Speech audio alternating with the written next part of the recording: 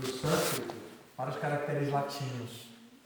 E depois ele dá a tradução de cada palavra dessa estrofe, do verso. E então, dando a tradução de cada palavra, ele vai dar a tradução do verso inteiro.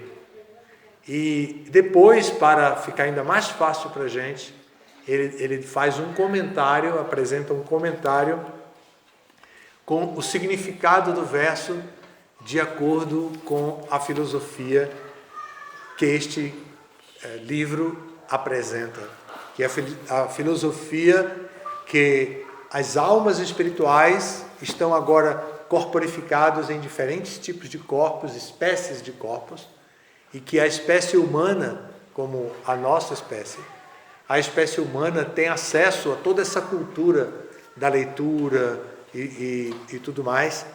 Então, a espécie humana pode depreender um conhecimento que venha além dos sentidos dela, que venha da capacidade intelectual da mente e até da capacidade transcendental da alma, e que possa, depreendendo esse conhecimento, aplicá-lo internamente para a própria purificação da pessoa. Então, esse aspecto, digamos, metafísico do conhecimento transcendental na forma humana eleva a pessoa que está no corpo humano a uma experiência espiritual.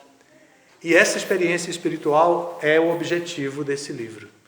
O objetivo do livro é trazer, no começo ele logo traz, o questionamento de quem somos nós, o que estamos fazendo aqui nesse mundo, qual é a nossa luta, como nós vivemos aqui e com que objetivos temos para empreender uma luta tão forte durante toda a nossa vida para sobreviver, para amar os companheiros, de amar a família e constituir uma família, para ocupar um espaço dentro da sociedade e preservar esse espaço como um espaço onde ela possa ser quem ela realmente é.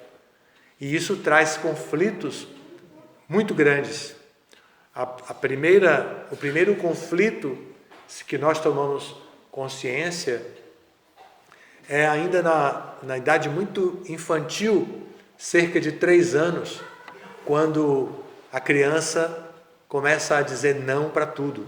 Todo pai, toda mãe, toda pessoa que tem experiência com criança sabe que a mãe começa a lidar, a criança já aprendeu a falar, já entendeu o que é certo e errado de acordo com ela, o que dá alegria, o que não dá alegria, o que é bom, o que não é, o que é gostoso e o que não é. E de repente a mãe faz uma proposta, ela diz não, não, não, vem cá, não, dá não para tudo. Depois ela começa a questionar por quê. 3 anos de idade, então a idade dos porquês. Começa a perguntar, por que a lua não cai? Por que não tem sol? Por que está tudo escuro agora? Aí a mãe tem que explicar, o pai tem que explicar, é porque é noite, o sol isso, a terra tem um movimento, não sei o quê. Pode explicar de acordo com o que quiser, de acordo com a capacidade da criança entender, e às vezes até do pai explicar, porque bota a gente em saia justa, como se diz, sempre, né, com perguntas bem assim, desconcertantes. Então, o ser humano, embora não seja exatamente humano, ele é um ser espiritual vivendo numa forma humana. Então, o ser humano, como um ser espiritual, tem anseios espirituais, mas tenta satisfazer esses anseios espirituais com o corpo humano e se decepciona frequentemente. Se decepciona com diferentes formas de amor, se decepciona com as injustiças sociais, com a própria lei da natureza. Quantas vezes a pessoa se torna órfã muito cedo? Para que dor maior do que perder os pais jovenzinhos ainda, então, crianças ainda? Então, a pessoa, na forma humana de vida, se decepciona a cada passo, a cada fase da vida, por ansiar a eternidade num corpo que é finito. um corpo que se destina a morrer um dia. É o nosso destino. Sob o ponto de vista material, esse é o nosso destino. Mas sob o ponto de vista espiritual, a alma é eterna. Quando o corpo morre, a alma não morre. E a alma transmigra de um corpo para outro, de acordo com a informação desse livro. A alma transmigra de um corpo para outro. Tem um verso bonito, interessante, que diz: Dehinos minyatadehe Kaumara Jauvanam Jara Tatadeham Taraprapti Dirastatra Namuhyati. Esse verso vivifica a posição da pessoa sábia. Diz que a pessoa sábia, cujo nome é Dhira, né, que a pessoa sábia não se confunde com a mudança de corpo. Ela não se apavora com a morte, porque ela entende que o corpo se modifica da infância à juventude e à velhice. E quando vem a velhice, é a hora de mudar de corpo. E vem a morte. E com a morte, o corpo fica e a alma transmigra para outro corpo. É isso que um dos versos aqui do Bhagavad Gita comenta. Então, o conhecimento transcendental que pode nos dar a ferramenta adequada para nós vivermos uma vida sem tantas decepções, sem tanta expectativa de felicidade sensorial, mas com muita expectativa de realização espiritual, de conquista espiritual. Muito mais preparado para escutar do que para falar, muito mais preparado para dar do que para receber. Isso não é novidade para a gente. Nós somos de um país de tradição cristã, e na tradição cristã a religião católica predominou muito no nosso país e ainda predomina. E na religião católica nós temos um santo, São Francisco de Assis, que tem uma canção que é quase um hino obrigatório para todos os encontros interreligiosos ou encontros de conscientização, quando nesse hino ele expressa exatamente este pensamento: Senhor, fazei de mim um instrumento de sua paz. Então, essa mentalidade, essa consciência, é a consciência ideal para o indivíduo, a alma espiritual, que está num corpo. Agora é um corpo humano, mas de acordo com essa filosofia de transmigração da alma, que a alma é eterna, não morre quando o corpo morre, e que pode passar para outro corpo após a morte. Então, considerando essa teoria, o que mais temos a fazer senão a agradecer e querer, de fato, ser um instrumento na mão de Deus? É o que mais queremos.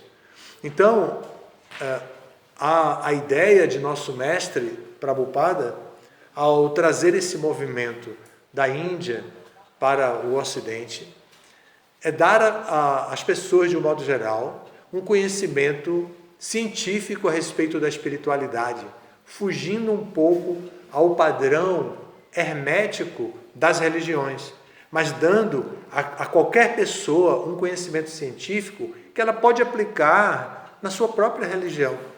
Não há conflito de interesse, porque a mensagem que vem da Índia, através desses livros, como estou dizendo, através dos sábios, vem como uma verdade universal, de que Deus é uma pessoa e é único, que essa pessoa única é o Criador, é o mantenedor de tudo isso, que é onisciente, onipresente, e que Ele aceita o nosso amor. Ele aceita a nossa dedicação. E quando nós nos voltamos para Ele, Ele se volta para a gente, Ele acolhe a gente. Ele não rejeita a gente quando a gente o procura. Diferente de alguns políticos, né? Às vezes a gente procura para pedir alguma coisa, uma simples coisa, tipo, arruma a nossa estrada aí para a gente poder escoar nossos produtos agrícolas, né? Não, Dira? Arruma aí. E eu explico, o que você está fazendo? Aquela estrada é muito boa, a gente vai arrumar, sim, claro. Isso é comum Estou falando de uma coisa bem simples aqui da região rural, mas a gente sabe como funciona o mundo político. As pessoas, quando chegam nessa posição, Deus é diferente disso, claro. Ele não foi colocado lá por voto popular. A natureza dele é essa, a constituição dele é essa. Eternamente ele é a pessoa suprema. Nunca ele foi colocado nessa posição de pessoa suprema, como às vezes um político é colocado. E nós próprios podemos assumir um cargo político e nos verem enredados dentro do sistema, do sistema da política, porque tem que satisfazer tantas exigências da vida material que às vezes a gente se perde nisso. O poder nos corrompe. Isso também é discutido na filosofia. O poder nos corrompe. Então, mas com Deus é diferente. Ele não se corrompe por ser Deus. E ele nunca foi colocado na posição de Deus. Ele sempre foi Deus. Então, e quando a gente se dirige para Ele, Ele nos acolhe. Ele recebe o nosso serviço. Então, a relação com Ele se torna uma relação assim, de via dupla. Nós oferecemos orações, nós oferecemos serviço, nós oferecemos atitude de pureza, atitude de amor, e Ele nos acolhe e nos livra do pecado, nos livra das reações pecaminosas, nos livra do enredamento desse mundo, nos presenteando com desapego. Nós criamos uma relação com o mundo, uma relação utilitária. E quando utilidade vem a ser o princípio da nossa relação com esse mundo. Isso é útil, eu utilizo, mas para o serviço a Deus. Se isso não é útil, eu não vou precisar disso. Isso não é minha cota, não me pertence. Eu não preciso ter isso, acumular isso, se ele não é útil para o meu desenvolvimento espiritual. Então, tendo a utilidade como um princípio, o indivíduo pode viver a sua vida muito simples, ainda que viver a sua vida e com espiritualidade muito simples, tendo qualquer que seja a religião. Ele simplesmente aceita um princípio científico de espiritualidade que se resume em que eu sou alma espiritual. Como alma espiritual, agora eu estou condicionado nesse corpo. Esse corpo vai mudando. Eu faço 5 anos, 10 anos, faço 18 anos, tiro carteira de motorista, né? Faço 18 anos, faço 20 anos, faço 40 anos, faço 60 anos, 70 anos e me encontro com a velhice e em seguida, naturalmente, me encontro com a morte.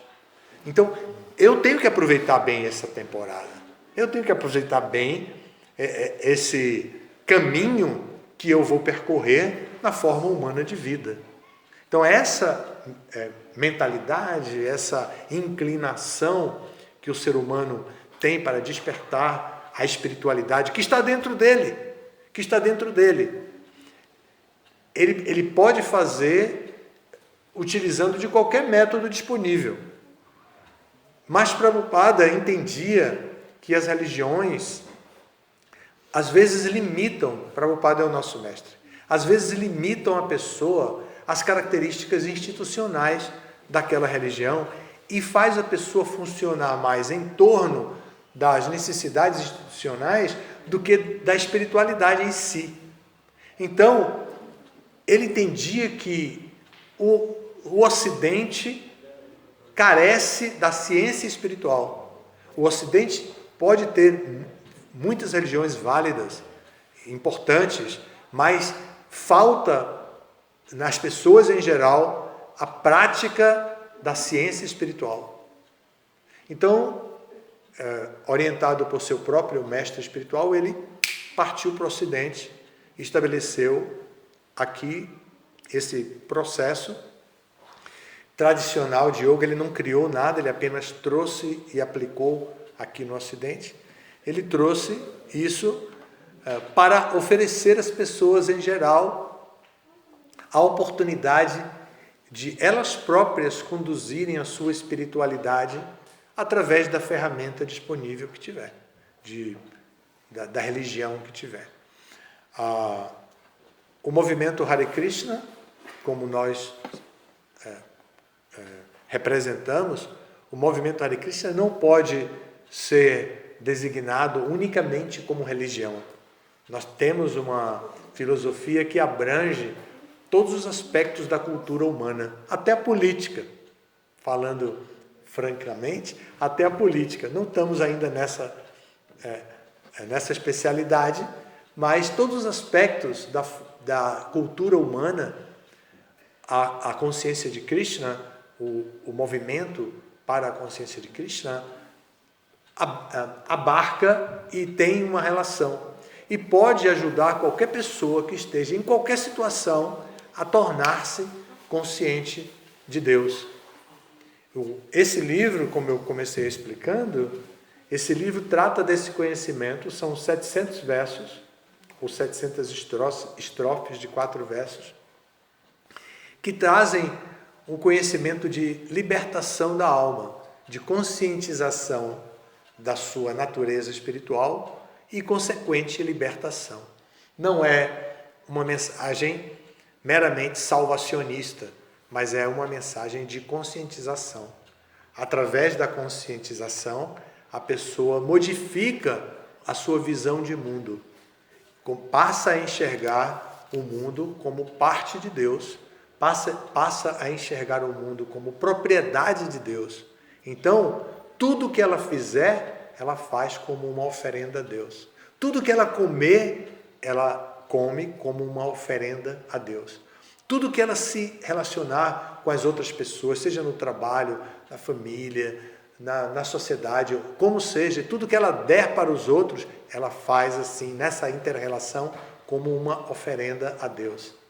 Então, através desse princípio de conscientização, ela cria para si uma maneira de viver que conduz ao conhecimento espiritual e ao desapego do mundo. Ela vive com responsabilidade, mas ela vive desapegada. Ela trata tudo dentro desse mundo por uma questão de dever, mas ela não se relaciona com as coisas desse mundo como um extrativista que vai lá e só retira o que lhe interessa e o resto é lixo, vai para o lixão. Não é dessa maneira. Inclusive, essa atitude está bem questionada agora com o desenvolvimento da ecologia, né? Então, a visão, a prática espiritual é de que tudo pertence a Deus. Eu realmente vou tirar a minha cota, vou oferecer a Deus em sacrifício e com a minha relação com isso, seja do meu trabalho, seja da minha alimentação, seja da minha convivência de afetividade com outras pessoas, seja por que for, eu estarei em contato com a essência divina.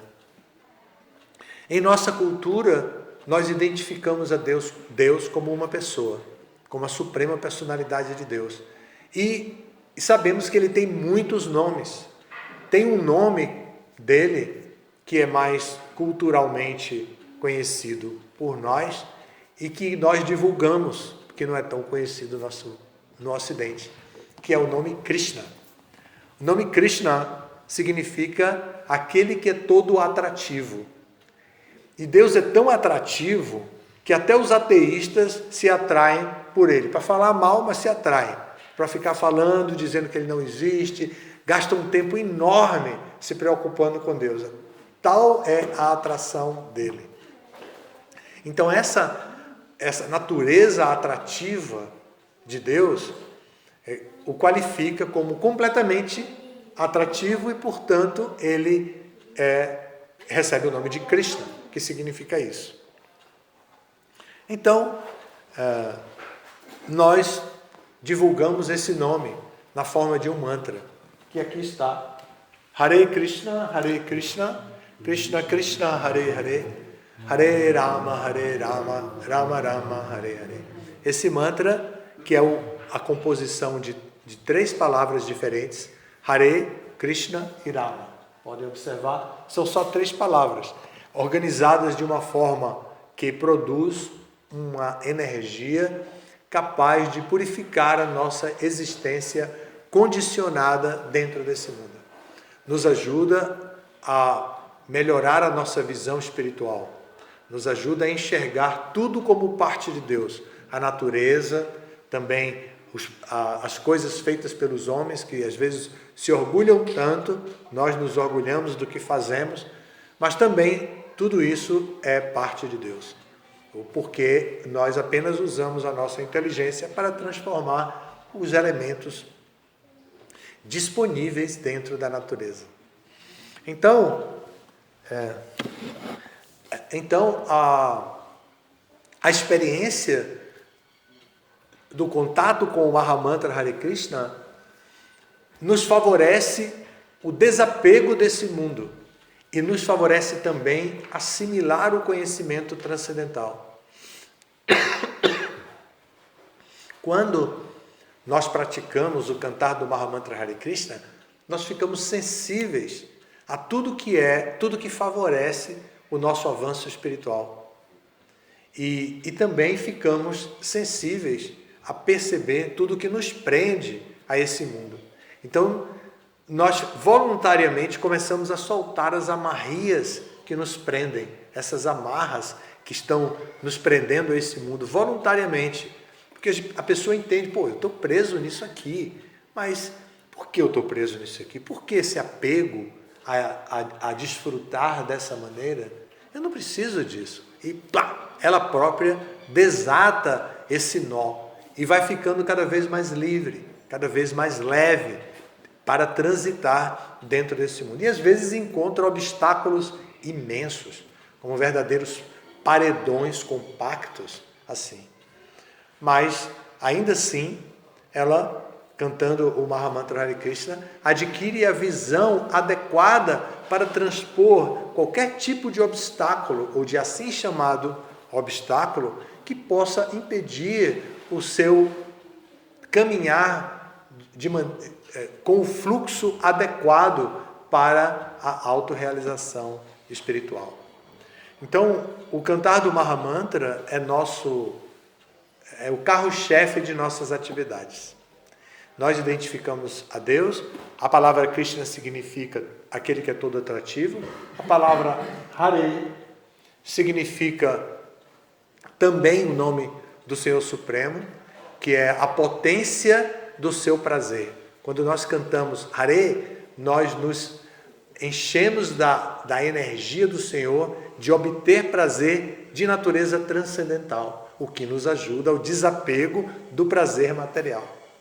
E a palavra Rama é a fonte original do prazer que essa palavra Hare carrega. A palavra Hare é mais sutil, ela traz a natureza de Deus como Krishna, a natureza de Deus como Rama, todos são nomes de Deus, mas ela favorece a nossa relação com o prazer, contemplando o Senhor Supremo.